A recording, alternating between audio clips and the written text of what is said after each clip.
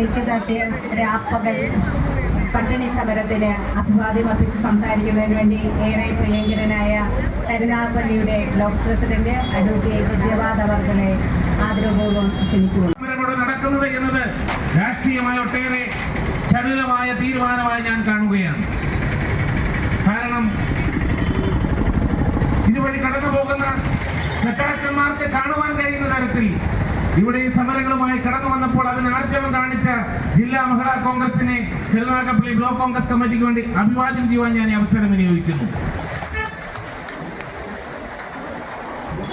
ഇവിടെ CPM-ന്റെ സംസ്ഥാന സമ്മേളനം കൊല്ലത്ത് നടക്കുകയാണ്.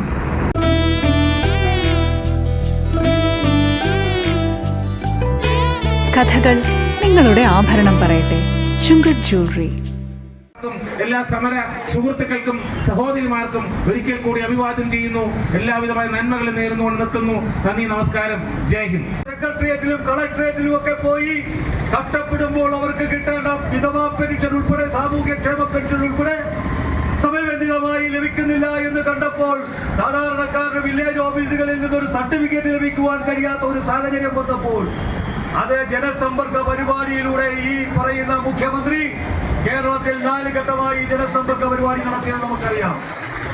രോഗികൾക്ക് രോഗത്തിന്റെ മാനദണ്ഡമനുസരിച്ച് ചികിത്സാ ചെലവുകൾ നൽകുന്നു. വീടില്ലാത്തവർക്ക് വീട് നൽകുന്നതിനുള്ള ഫണ്ട് നൽകുന്നു. ഭൂമിയില്ലാത്തവർക്ക് ഭൂമി അതേ ദിവസം തന്നെ പതിച്ചു കൊടുക്കുന്നു. എന്ന് വേണ്ട കഷ്ടപ്പെടുന്ന ആലംബഹീനരായ ആളുകൾക്ക് ഒരു മാലാഖയെ പോലെ തന്റെ 24 മണിക്കൂറിൽ 20 മണിക്കൂറും പൊതുജന സേവനത്തിന് മാറ്റിവെച്ച ഒരു മുഖ്യമന്ത്രി. പെട്രോളിന്റെ വില കൂടിയാൽ, നിത്യോപയോഗ സാധനങ്ങളുടെ വില വർദ്ധിച്ചാൽ കേരളത്തിലെ DYFI തെരുവോരങ്ങളില്ല.